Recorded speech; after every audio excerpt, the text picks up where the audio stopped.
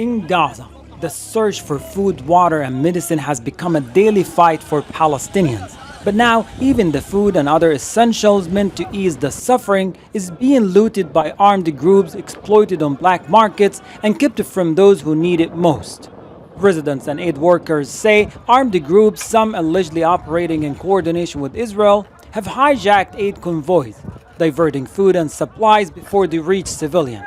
Our people in very critical humanitarian conditions, any aid will be stopped, which means that's more complication on the humanitarian situation. Israel has to stop its protection towards these gangs and its attacks on the escorting teams. In Gaza informal markets, flour, diapers, and bottled water are sold at double or triple the standard price, if they are available at all. Many families cannot afford them. Some people here say such aid is being stolen from organizations, including the notorious US and Israeli-backed Gaza Humanitarian Foundation, or better known as GHF. Most products here are bought from looters.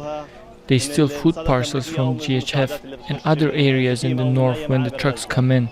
Many people cannot go to the distribution sites. We are forced to purchase the stolen food parcels at a very high price and resell it so people can have food. That's worsening the existing acute humanitarian crisis. Malnutrition is rising, clean water is scarce. Since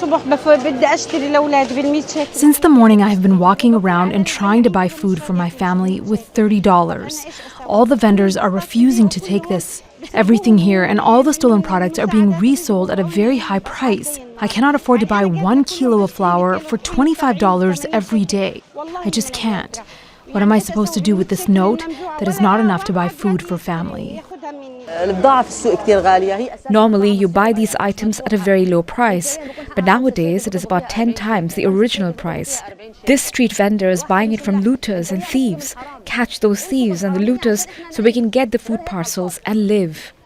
As bombs continue to fall and hunger grows, Gaza civilians are left to navigate a war zone, not just of destruction, but of survival against corruption and greed. What was meant to bring relief is now another source of pain. Hani Mahmoud, Al Jazeera from Gaza City, Palestine. Let's now speak to Ahmad al-Najjar, who lives in Gaza, joining us from Khan Younis in the south of the Strip this hour. Ahmad al-Najjar, thank you for your time. From what you're seeing, how widespread is this issue of looting, and to what extent is it worsening starvation in the Gaza Strip?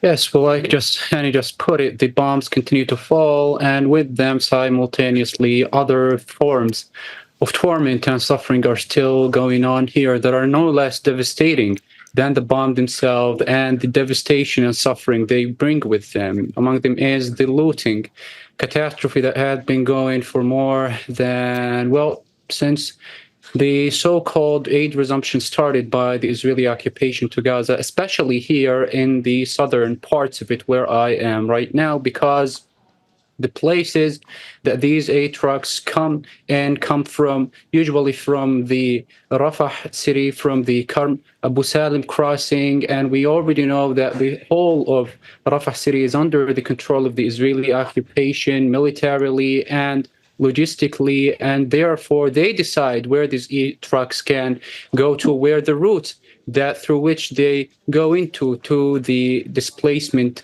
camps or the places here where the displaced people are sheltering in. But to their misery, to our misery and brutal misfortune, they do not make it. They limited aid trucks do not make their journey to come and arrive to us here because they're already being looted by gangs, armed gangs that are directly supported by the Israeli occupation. That's what I wanted to ask you about. So these reports coming through are suggesting that these armed groups are in fact operating in coordination with the Israeli army, and they're diverting food, as you were just saying. How does this impact people's ability then to be able to get any sort of food and aid?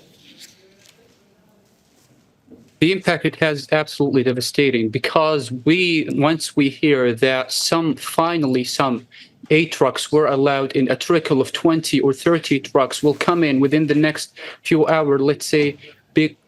This respite that we expect, that we'll finally have something satisfying for once, a meal to have and feel satisfied following it, doesn't happen, doesn't come, because they're already being looted. We soon after that, we wake up to the news that these trucks, 20 or 30, have already been looted by this gang. And it's almost something astonishing that this huge number is looted by local gang. And this tells you how supported the level and the scale of the support they get by the Israeli occupation, because this isn't just 1 or 2 trucks we're talking about. We're talking about convoys of air trucks being looted and being denied to access the already starving families here in the displacement camps. Right. They're being looted by these gangs that are enjoying the support and the protection of the Israeli drones and sometimes the Israeli warplane and any sort and anybody that represents a security force, whether by the local government or by the local families or by the people themselves who volunteer to risk their life, try to secure the aid trucks, to bring them for the hungry people here,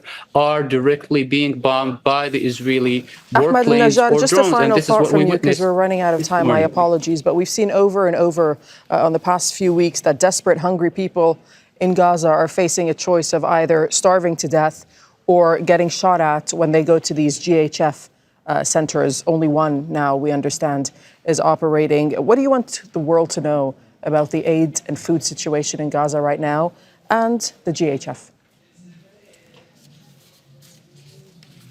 Well, we know that aid is supposed to be a safe, relieving aspect for the people here who have already experienced nothing but suffering. But what we've witnessed since the start of the U.S.-Israeli GHF organization is nothing short of the continued weaponization, the continued using of aid and food as a tool of torment, as a tool of suffering, as a tool to ensure that the people don't get what they need of food. And if they choose to risk their lives, the desperate people to go to these distribution points will be killed. So now food is no longer a concept of humanity and of relief, but rather a tool of torment, a tool of genocide that continues to unfold in the most tragic and brutal ways of here. And this is what we try to say, that 2 million human beings here are denied of food, they're denied their basic right to nutrition, and only continue to face more catastrophe. And we need to just focus on what is happening here, that this isn't just about food.